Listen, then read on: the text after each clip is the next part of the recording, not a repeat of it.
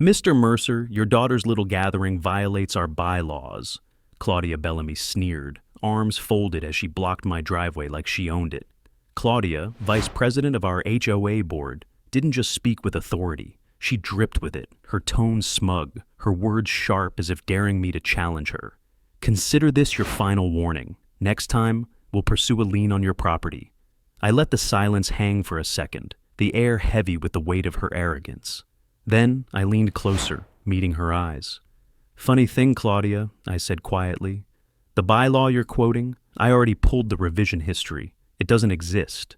And just like that, her expression flickered. If you've ever had someone try to intimidate your family with a crooked rule, hit subscribe right now, because you're going to want to see how this ends.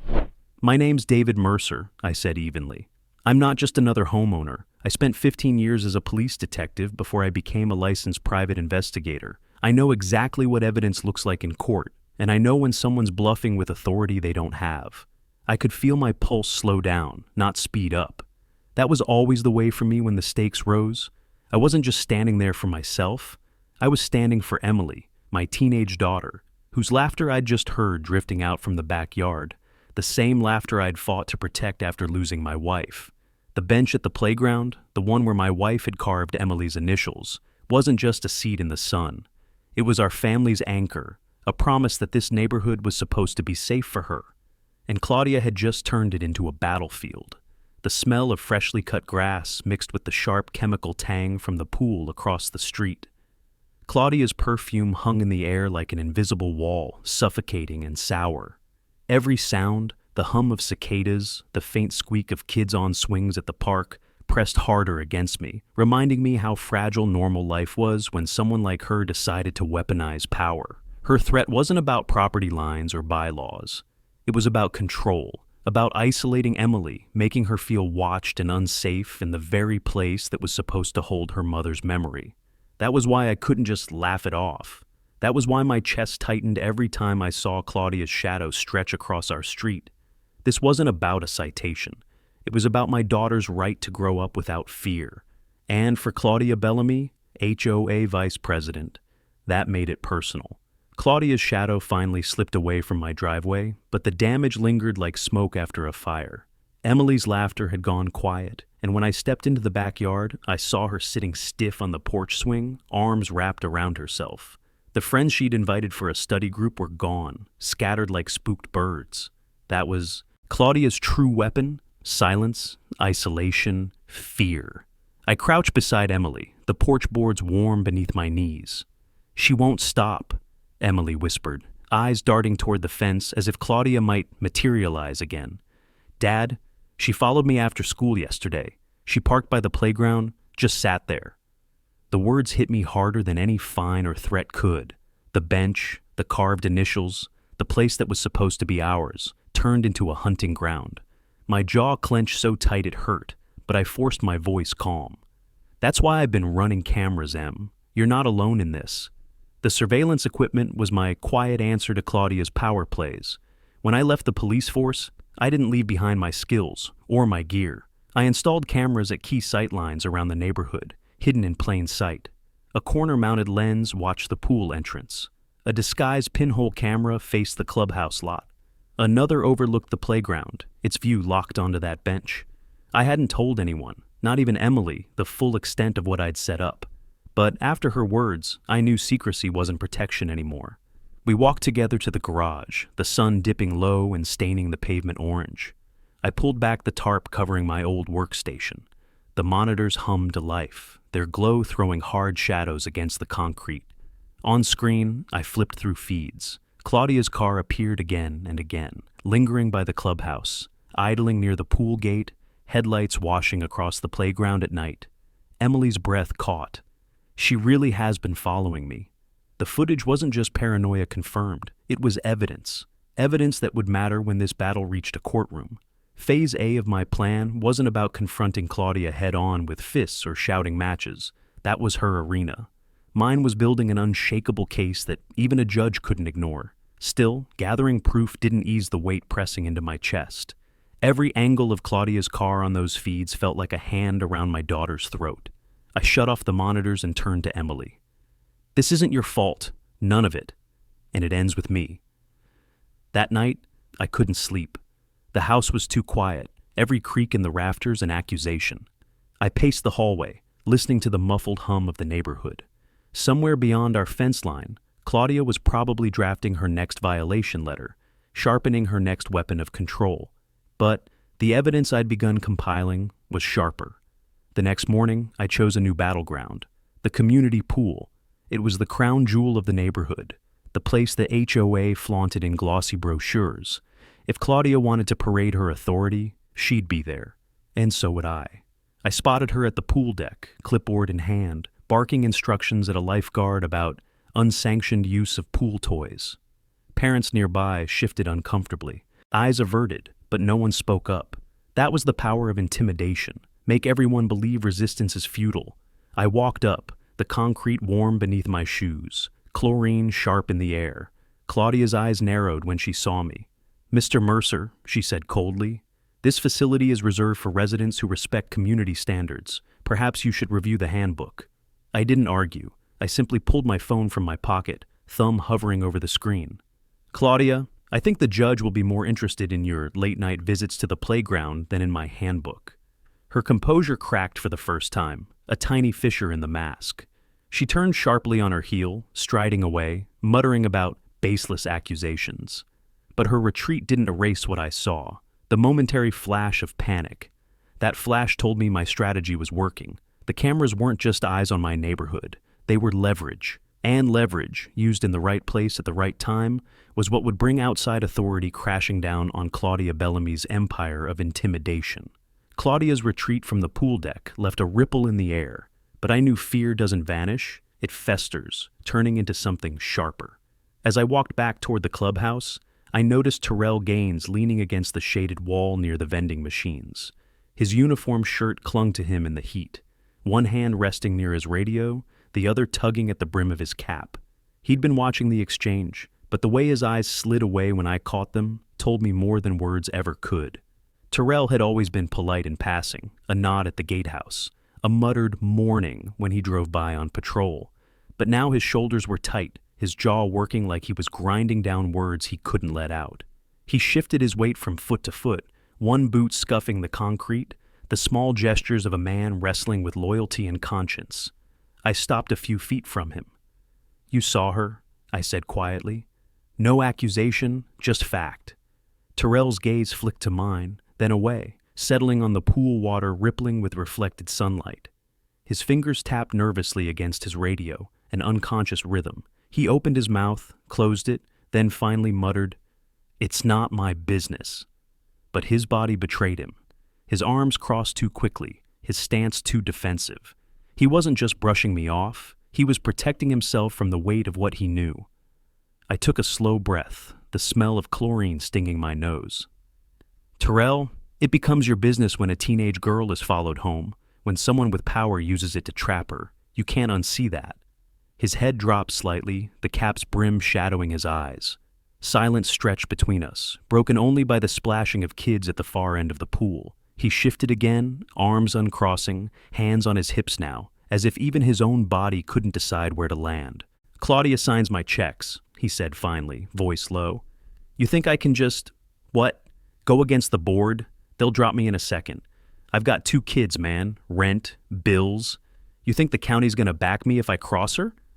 Every word carried truth, but behind it was something heavier. His throat bobbed as he swallowed hard, his knuckles pale where they pressed into his belt.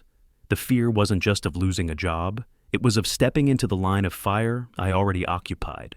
I studied him, the way his breathing came shallow, the way his eyes darted back toward the pool deck where Claudia had disappeared.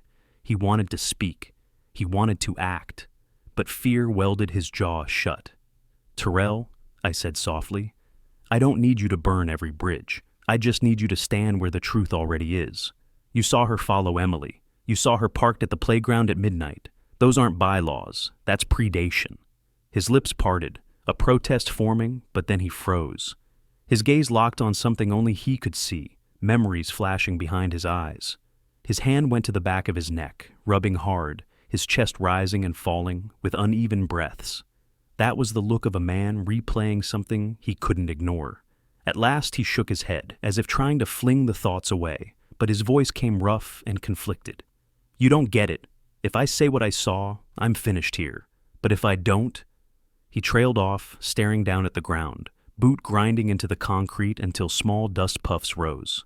That hesitation was all the confirmation I needed. He'd seen enough to haunt him. He just hadn't crossed the line into speaking it aloud. Not yet. I clapped his shoulder lightly, the tension in his muscles vibrating beneath my hand.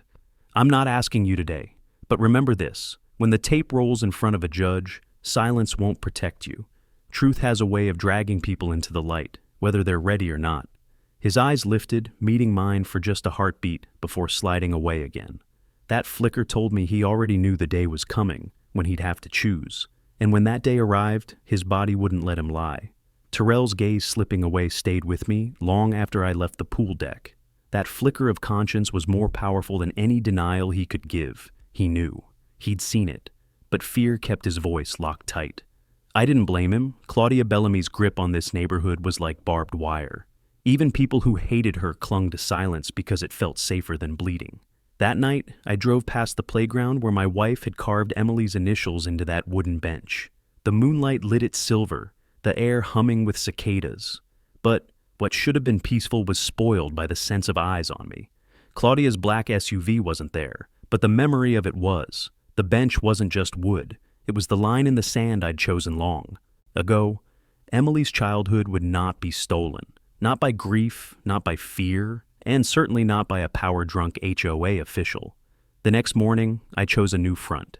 The community clubhouse, Claudia's throne room. Meetings, parties, rule postings, everything filtered through those glass doors. If the pool was her parade ground, the clubhouse was where she drafted her wars.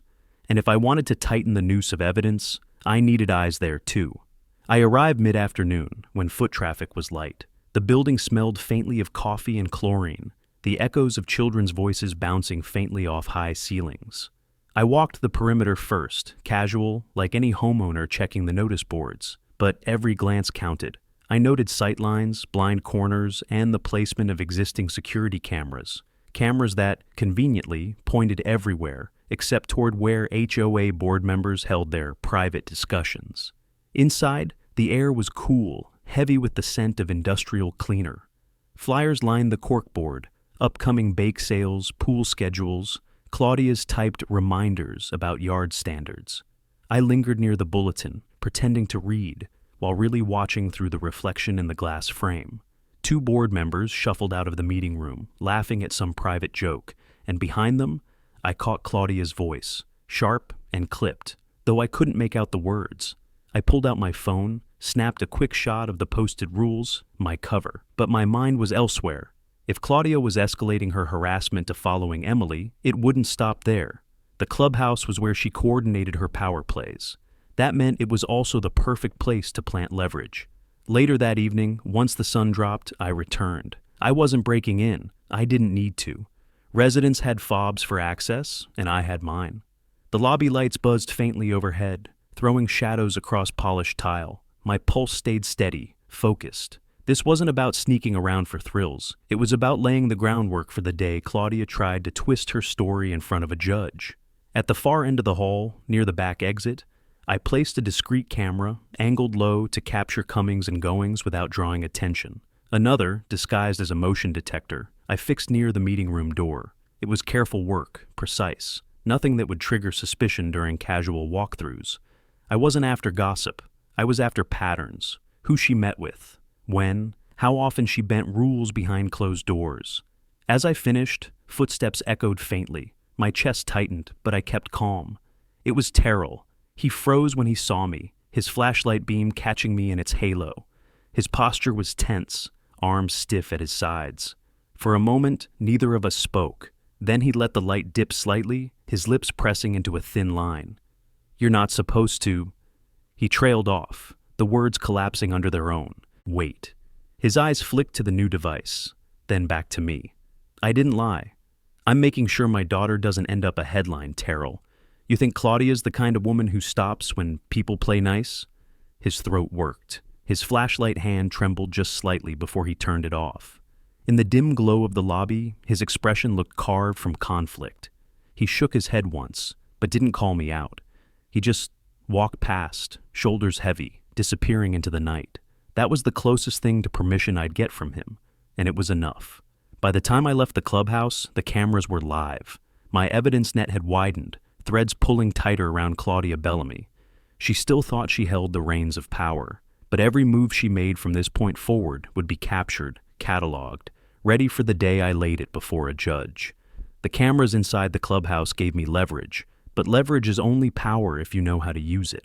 By the next week, I had hours of footage stored, Claudia slipping into the meeting room late at night, board members huddled in whispers, papers shuffled like contraband. But evidence alone wasn't enough. I needed a scene where her behavior bled into the open, where it couldn't be denied, not by her or anyone else. That chance came at the neighborhood playground. It was Saturday afternoon, the place alive with the squeals of kids, the smell of sunscreen, and the metallic groan of swings. Emily had insisted on meeting a friend there to try and feel normal again. I didn't argue. I just sat on the bench with her carved initials, pretending to read, while my senses stayed sharp. Claudia arrived minutes later, not in her SUV, but on foot, clutching a clipboard like it was a badge. She walked with that stiff-backed confidence, scanning the park as if she were surveying her kingdom. Parents stiffened, conversations faltering as she passed. She had that effect, silencing spaces without saying a word. Then her eyes locked on Emily. I saw it happen. The narrowing gaze, the subtle change in her stride. She cut across the mulch straight toward my daughter, ignoring the toddlers scrambling around her ankles. Emily froze mid-sentence, her friend shifting nervously beside her. Claudia's voice carried, sharp and commanding. "You're in violation of curfew restrictions. This is private property, and I have the authority to escort you home." It was a lie, a complete fabrication. No such curfew existed, but the way she said it, loud enough for other parents to hear, carried the ring of truth.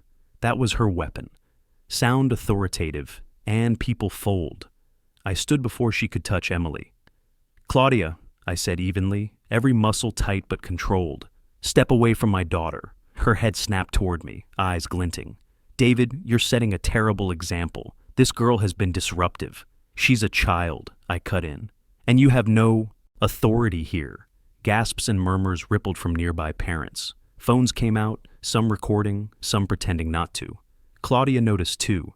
She straightened, clutching her clipboard like a shield, but she didn't back down. What she didn't know was that my camera was already rolling, a small device pinned on the inside of my jacket, capturing every word, every gesture.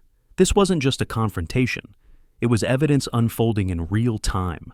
Claudia reached out, fingers brushing Emily's arm. Emily flinched, jerking back with a small cry. The sound cut through me like glass. In that instant, I wanted to grab Claudia's hand, to break the grip of her arrogance once and for all.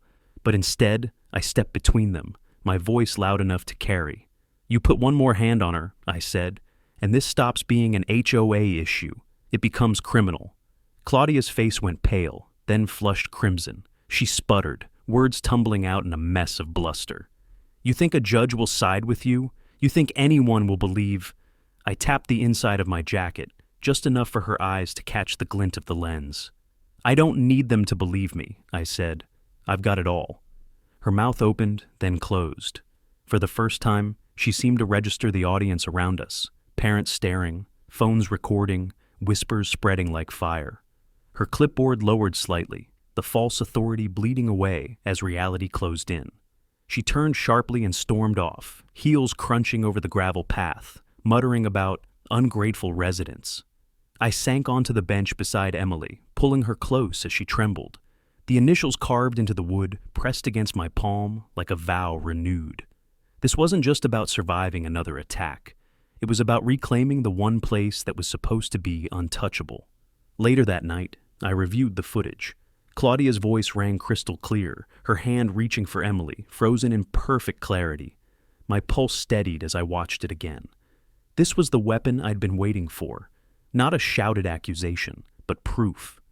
Proof that when Claudia crossed the line from harassment to attempted control, she did it in public, in front of witnesses, with her own hand. The playground had always been symbolic. Now it was also strategic. And with that recording in my possession, Claudia Bellamy's empire of intimidation had started to crack. The footage from the playground sat on my desk like a live wire, humming with the weight of what it represented. I played it again before sunrise, the glow of the monitor throwing shadows across the living room, Claudia's hand reaching for Emily, my daughter's cry of alarm, the crowd's gasp. It was all there. This wasn't just harassment anymore. It was attempted control in plain sight, captured in front of witnesses. But to use it effectively, I needed more than a single clip. Judges don't convict on emotion alone. They need patterns, corroboration, context, the surveillance from the clubhouse, the nighttime visits near the pool, and now the confrontation at the playground. Together, they formed a net. What I lacked was the final strand that tied it all together: intent. And the only place Claudia let her guard down enough to reveal intent was the boardroom inside the HOA's headquarters. The headquarters wasn't some corporate tower. It was a converted brick building on the edge of town, shared with a dentist's office and a title company. But inside, the HOA board held its meetings, filed its paperwork, and drafted the rules they wielded like weapons. It was neutral ground on paper, but in practice, it was Claudia's fortress. I arrived early for the scheduled Community Development Forum, a fancy name for another chance to dictate lawns, mailboxes, and garage paint colors. The smell of fresh coffee and copier toner clung to the air as neighbors filtered into the bland meeting room. Folding chairs lined in rows, fluorescent lights buzzing overhead. Claudia sat at the front table, lips pursed, flipping through a stack of papers. She wore a tailored jacket that screamed authority, but her eyes flicked up when she saw me. The flicker of recognition wasn't surprise, it was calculation. I took a seat near the back, phone in my pocket, jacket camera ready. Around me, homeowners whispered about new restrictions. No sheds, no exterior holiday lights, another round of fines. People grumbled, but no one spoke above a murmur. Fear was the real policy here. The meeting droned on, Claudia cutting off objections with that clipped, superior tone. But then came the moment that froze the room.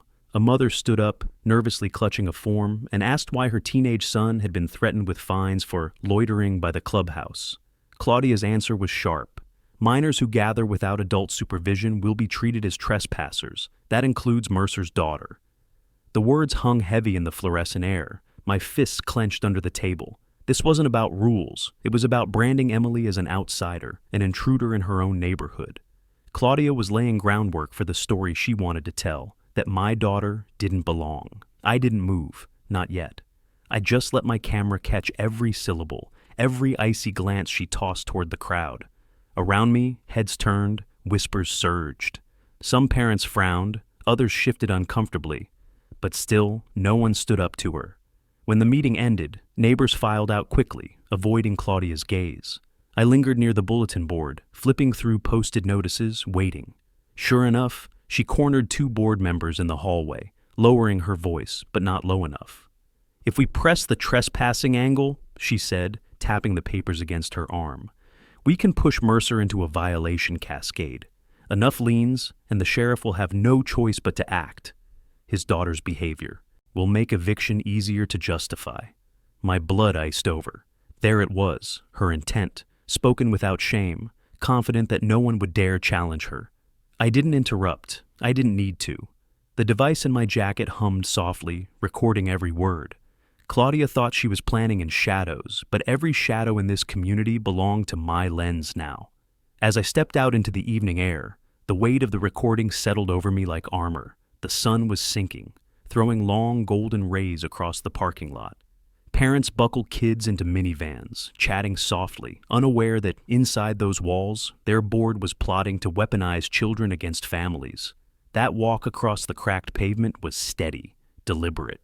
The net I'd been weaving had tightened another knot. The playground clip showed her hand, the clubhouse footage showed her patterns. And now, this recording revealed her intent to use the law itself as a weapon against me and my daughter. Evidence wasn't just evidence anymore. It was a case, stronger every day.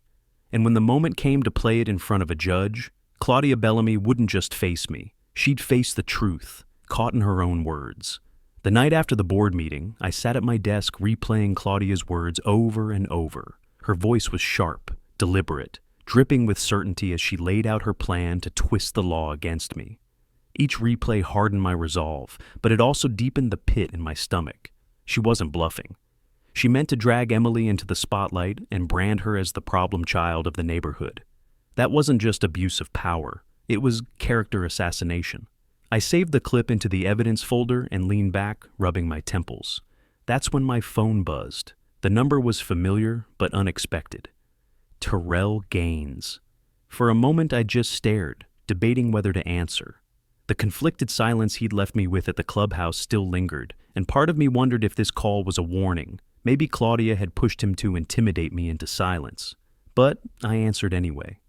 "Mercer," he said quietly, his voice rough, like gravel scraping together. "Can we talk? Not here. At the lot by the maintenance shed. Tonight." The maintenance shed sat on the edge of the tennis courts, tucked behind tall oaks. Neutral ground, away from Claudia's watchful eyes. I agreed, grabbed my jacket, and drove over. The night was cool, the air heavy with the smell of damp leaves. Floodlights hummed weakly above the courts, casting pale circles of light. Terrell was already there, leaning against his truck, arms crossed, his body tense. He didn't look like a man doing his job. He looked like a man at war with himself. "I shouldn't be here," he muttered before I even spoke. His eyes darted toward the dark tree line, scanning, as though expecting Claudia herself to emerge. His shoulders rose and fell with a deep breath. Then he finally looked at me. "But I can't keep carrying this." I stayed silent, letting him find his words. He rubbed the back of his neck, his flashlight hanging limply from his hand. "That night by the playground, you weren't wrong. I saw her. She parked just off the path, lights off, engine running. Watched your girl like she was waiting for the right second." His jaw tightened, and he kicked at the gravel with his boot. I told myself it wasn't what it looked like, that she was just checking the property. But I knew. God help me, I knew. The confession wasn't polished. It came out raw, pulled through clenched teeth. His eyes glistened under the floodlight, not with weakness, but with the strain of finally saying aloud what had been choking him. "You've got your cameras, your proof," he continued, voice low. "But judges don't just listen to tapes. They listen to people. And if it comes to it, I'll back you. I'll tell them what I saw, even if it costs me my job." His hands shook as he shoved them into his pockets, shoulders sagging as if he'd just unloaded a weight too heavy to carry. The words hung between us, carried on the night air, undeniable. I stepped closer, not as a detective, not as an investigator, but as a father. "Terrell, you don't know what this means. For Emily, for me. You don't have to fight her alone anymore." He gave a short, humorless laugh. "You think that makes it easier? She's got her claws in everything. The board, the contracts, my paycheck." He looked away, staring out at the empty courts. "But when I saw her reach for your daughter, I saw my own kids. I couldn't sleep that night. Still can't." The floodlights buzzed, insects tapping against the glass, the sound filling the silence between his words. He wasn't just confessing, he was bleeding truth, piece by piece. "I'll need you on record," I said gently. "Not tonight, not under pressure, but soon, when the time comes." He nodded slowly, jaw set, a man resigned to the storm he knew was coming. "Just promise me one thing," he said. "When this blows up, you'll make sure she can't bury me. You'll make sure my kids don't pay the price." "I promise," I said, and meant it. We stood there in the pale light, two men who didn't trust each other fully, bound now by something heavier than trust. Necessity. He had given me the missing piece, the human witness who could thread all the footage and recordings into a story no judge could ignore. As I drove home, the weight on my chest eased for the first time in weeks. The case against Claudia Bellamy wasn't just evidence now. It was testimony, confession, and conscience. And with Terrell stepping forward, the victory strategy was no longer just mine. It was ours. The night after Terrell's confession, I lay awake replaying his words in my head. The image of him standing under the floodlights, jaw tight, shoulders sagging, voice trembling with the truth he'd tried to bury. It wasn't just testimony. It was the moral core my case had been missing. I finally had someone who could put human weight behind the recordings. Someone who had seen Claudia's actions firsthand and could no longer deny them. By dawn, My path was clear. It was time to start preparing the case in earnest. Evidence had to be gathered, organized, and protected. Every file, every clip, every confession needed to be airtight before Claudia realized how close I was to pulling the rug out from under her. I drove to the county courthouse that morning, the brick building rising over the square like a fortress of authority. The smell of hot asphalt mixed with fresh coffee from the cart outside, grounding me in the moment. Inside, the air was cool, the echo of footsteps bouncing across marble floors. I wasn't filing the case yet. That day would come. For now, I needed to understand exactly how a judge would see Claudia's behavior, and where the line between HOA harassment and criminal conduct would be drawn. In the clerk's office, I pulled public case records, old HOA suits, eviction attempts, lien disputes. The stories were familiar: fines over mailbox paint, arguments about fences, homeowners folding under pressure. But none of them looked like mine. None of them showed a board member targeting a teenager, following her, attempting to seize her like property. That distinction mattered. It shifted my case from a civil battle to potential criminal exposure. As I flipped through one thick file, a clerk leaned over the counter, curiosity in her voice. "Another HOA mess?" "You could say that," I answered evenly. "This one's different." She gave a sympathetic smile, but I wasn't there for sympathy. I was there to map the terrain.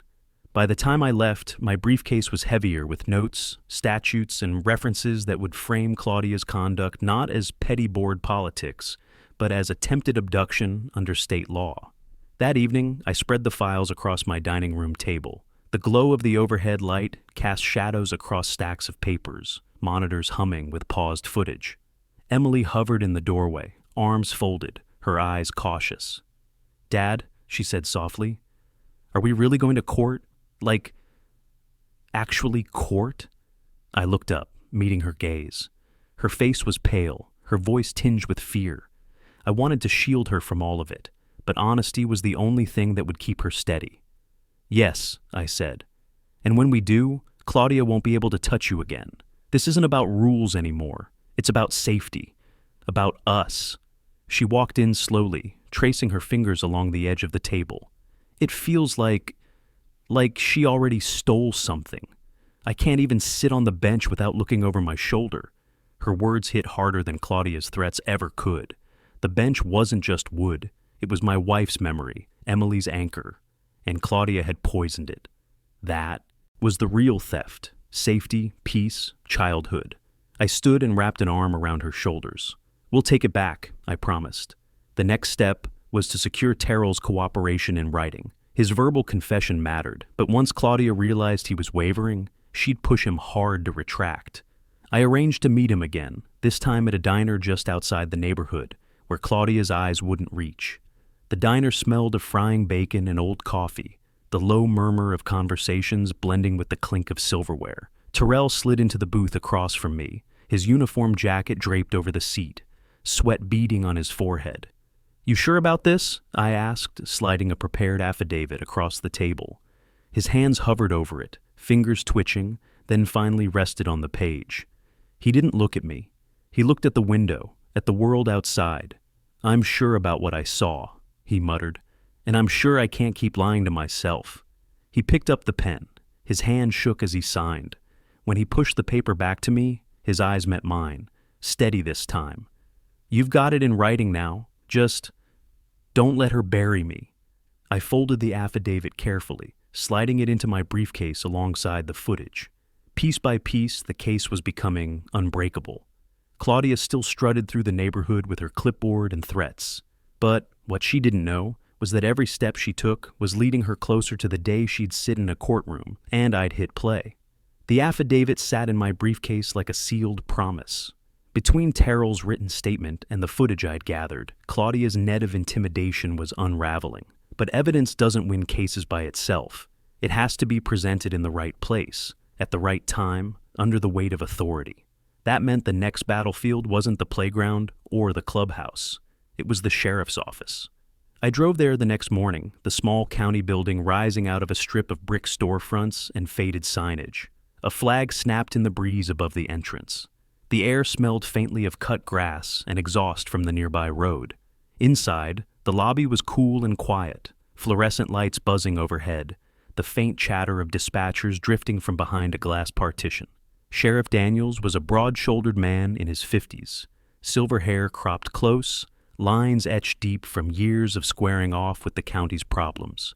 We'd crossed paths back when I was still in law enforcement. He remembered me, though his expression was careful as he gestured toward his office. "David Mercer," he said, settling into his chair, "heard bits and pieces about you tangling with the HOA again. What's different this time?" I set the briefcase on the desk, the latches clicking open like a countdown. "What's different," I said, pulling out the affidavit first, "is that I'm not here about a fence or a shed. I'm here because the vice president of the board tried to drag my daughter into her car, and I can prove it."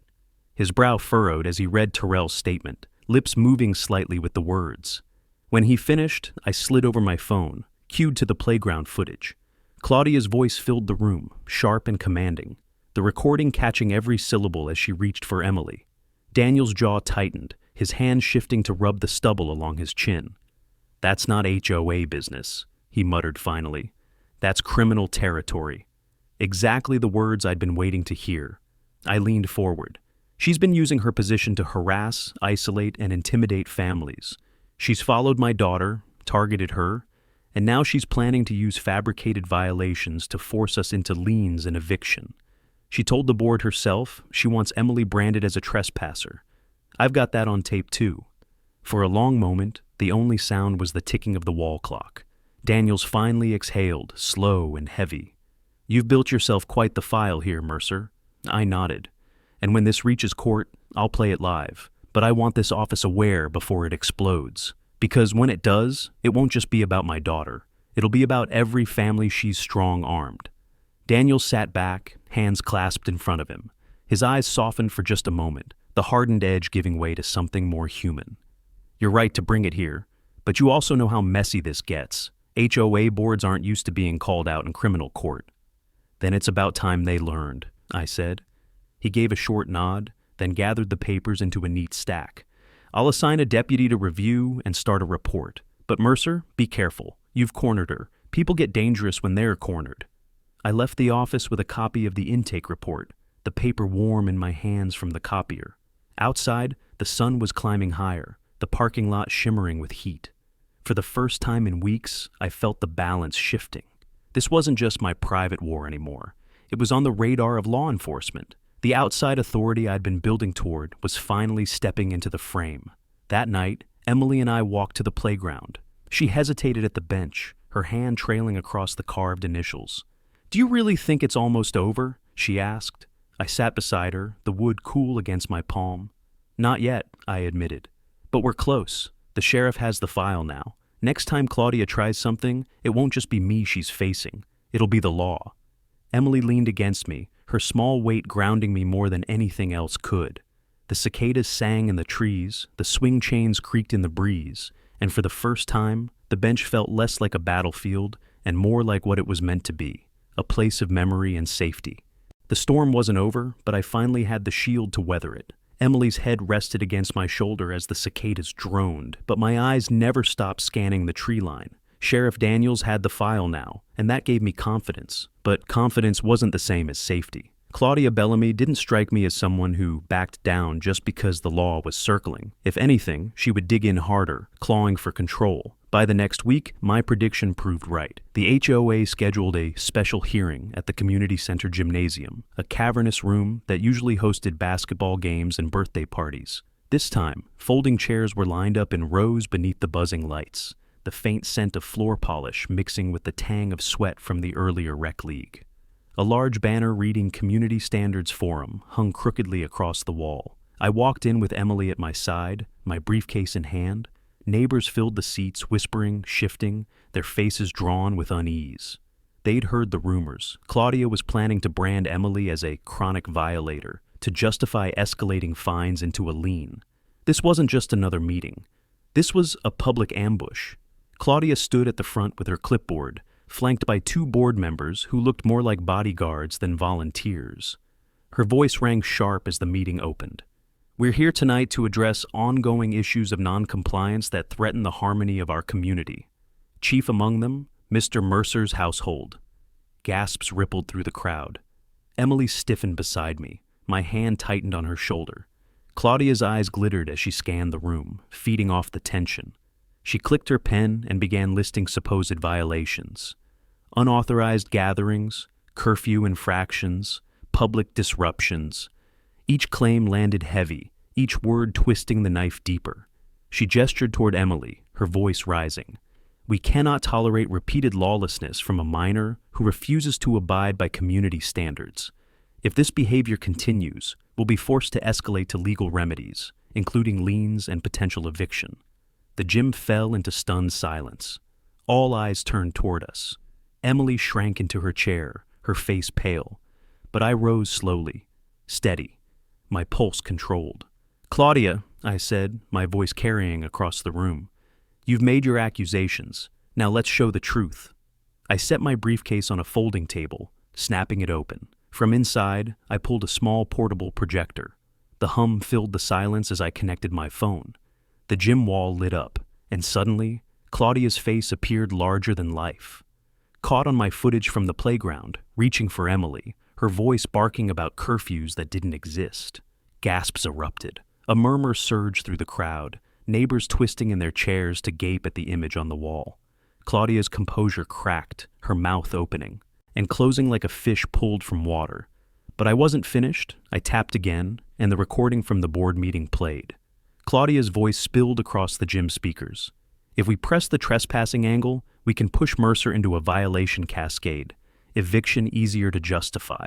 The room exploded, shouts, angry whispers, parents standing with hands clamped over their mouths. One man muttered, "She said that? About a kid?" Another woman shook her head, tears in her eyes. The truth was out, raw and undeniable. Claudia slammed her clipboard onto the table, her face crimson.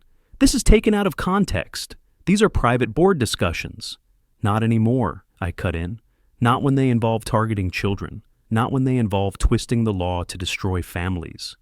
Sheriff Daniels himself entered then, his boots echoing on the polished floor. He must have been waiting for the right moment. The crowd parted as he strode forward, his presence commanding. He looked at Claudia, then at the projection still playing behind her. "Ma'am," he said firmly, "we need to have a word. Now." The gym erupted again, but this time with applause and angry cries directed at Claudia. She tried to protest, but her voice was drowned out by the noise of neighbors, who finally realized what she'd been doing all along. I stood beside Emily, my arm around her shoulders, feeling her lean into me, trembling but safe. For the first time, she wasn't the one shrinking under Claudia's spotlight.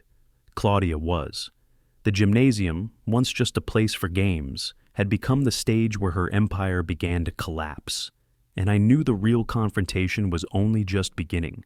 The gymnasium was still buzzing long after Sheriff Daniels led Claudia from the front of the room. Neighbors stood in clusters, voices sharp, questions flying, anger replacing the silence they had lived under for so long. For the first time, the power balance had shifted. Claudia's iron grip was cracking in front of everyone. But I knew this wasn't the finish line. This was the storm before the trial, and the real battle would unfold in the courthouse. The day of the hearing arrived less than a week later. The county courthouse loomed tall and severe, its stone steps worn from decades of footsteps. Reporters loitered near the entrance, cameras in hand, whispers of HOA scandal drifting through the morning air. I held Emily's hand as we climbed the steps, her grip tight but steady. She wasn't just my daughter anymore. She was a witness, a victim, and the reason I had built this case piece by piece. Inside, the courtroom smelled faintly of varnish and old paper. The ceiling fans whirred softly, stirring the heavy air. Neighbors filled the gallery seats, some leaning forward, others whispering nervously. This wasn't just my fight anymore. It was the community's reckoning. Claudia sat at the defendant's table, shoulders stiff, her tailored jacket, immaculate, but her face drawn tight with exhaustion. Her attorney shuffled papers beside her, whispering furiously. She tried to keep her eyes forward, but when they flicked toward me and Emily, the cold glint was gone. What I saw instead was the unease of a woman who realized the walls had finally closed in. Judge Rowland entered, robe flowing, gavel tapping once against the block. The chatter died instantly. This hearing concerns allegations of misconduct by the Homeowners Association, specifically actions undertaken by Vice President Claudia Bellamy, the judge announced. His voice carried the kind of weight that silenced even the boldest tongue. The HOA's attorney launched first, painting Claudia as a dedicated volunteer misunderstood by disgruntled residents. He dismissed the videos as selective editing and called Terrell's affidavit hearsay born from a disgruntled contractor. Each word was polished, designed to plant doubt. But I had come prepared. When my turn came, I stood slowly, buttoning my jacket. "Your Honor," I said, my voice steady but full, "this isn't about a fence or a mailbox. This is about a child. My child." I gestured toward Emily in the front row, her eyes locked on mine, her chin lifted bravely. I began with the playground video. The projector hummed, the wall lighting up with Claudia's towering image. The courtroom watched in stunned silence as she reached for Emily, her voice barking about a non-existent curfew. Gasps filled the room, the weight of her actions undeniable. Next came the recording from the boardroom. Claudia's words rang out, sharp and calculating. "If we press the trespassing angle, we can push Mercer into a violation cascade. Eviction easier to justify." The gallery erupted in whispers, heads shaking, mouths hanging open. Finally, I called Terrell to the stand. He walked stiffly, hands clasped in front of him, sweat beading his forehead. His voice shook at first, but as he spoke, strength returned. I saw her follow Emily. I saw her wait in her car, lights off, engine running. I knew what it looked like, and I couldn't ignore it anymore. The courtroom leaned forward. His body language, his tone, his hesitation, it all rang true. He wasn't a man with an agenda. He was a man haunted by the truth. Claudia's attorney objected, tried to twist the testimony, but every objection crumbled under the weight of the recordings and Terrell's raw words. Claudia sat frozen, color draining from her face, her hands twisting nervously in her lap. Then came the moment. I set down my notes, leaned on the table, and pressed play on the final clip, the one from the clubhouse. Claudia's voice filled the air again, colder than ever. "We can't tolerate repeated lawlessness from Mercer's daughter." The judge's gavel slammed once. "Enough." His eyes bored into Claudia, his voice thunderous. "This court does not tolerate the misuse of power, and at most, certainly does not tolerate the targeting of a child. Mrs. Bellamy, your actions cross into criminal conduct. This hearing will advance beyond civil review." A collective gasp swept the gallery. Reporters scrambled. Neighbors clapped hands over their mouths. Emily gripped my arm, tears shining in her eyes. For the first time, the burden wasn't on us. It was on Claudia. As the bailiff moved toward her, Claudia's face crumpled. Her empire of fear, built on intimidation and silence, had shattered under the bright light of evidence. The courthouse, this place of cold stone and strict procedure, had become the setting where the truth finally broke free. And I knew, as I held Emily close, that this was the moment the community realized the chains binding them had always been weaker than they feared. The bailiff's footsteps echoed as he approached Claudia, and the courtroom seemed to shrink around her. She sat rigid, her manicured hands trembling in her lap, the crisp lines of her jacket doing nothing to hide the cracks in her composure. When Sheriff Daniels stepped forward with calm authority, the gallery erupted again. Some gasps, some relieved murmurs, some outright applause. For years, this community had lived under her shadow. Now they were watching her hauled into the light. Emily's hand clutched mine so tightly it hurt, but I didn't let go. Her eyes shimmered with a mix of fear and relief, the kind of expression a child should never have to wear. When Claudia finally rose, her chair scraping loudly against the polished floor, her mask of confidence had collapsed. She looked small, even pitiful, as Daniels escorted her toward the door. Judge Rowland's gavel struck once more, calling the room to silence.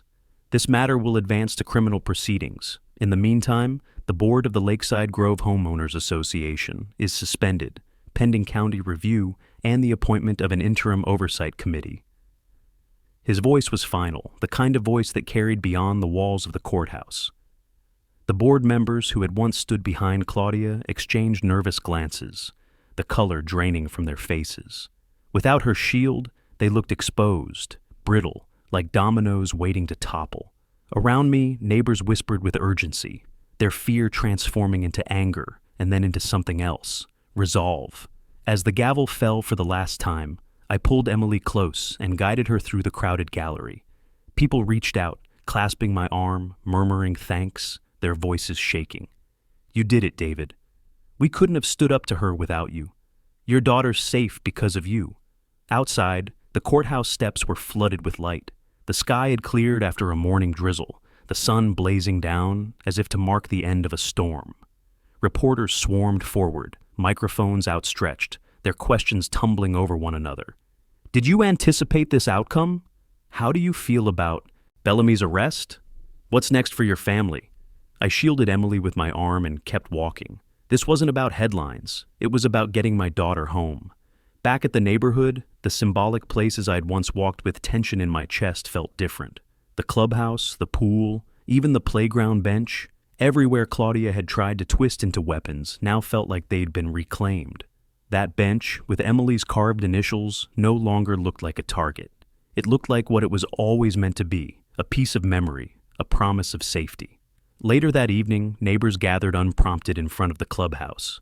Without Claudia, there was no script, no agenda. Just families, children running across the grass, parents talking freely without glancing over their shoulders. Someone brought out lemonade, another carried folding chairs, and for the first time since I'd moved here, it felt like a community, not a kingdom.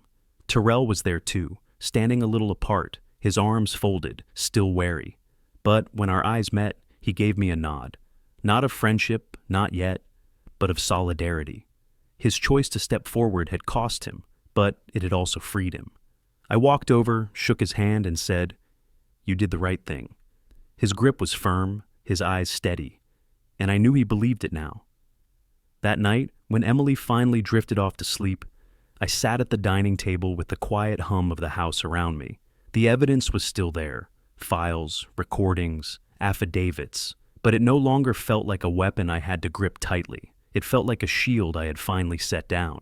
Claudia would face her charges, the HOA would be rebuilt under new oversight, and my daughter could grow up without the weight of fear pressing down on her shoulders. The fight had never been about bylaws or property values. It had been about dignity, safety, and the right to call a place home without being treated like prey.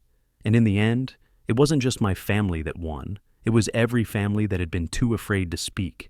If you want more stories of homeowners standing up to HOA tyranny, hit subscribe right now, share your story in the comments, and let me know where you're watching from.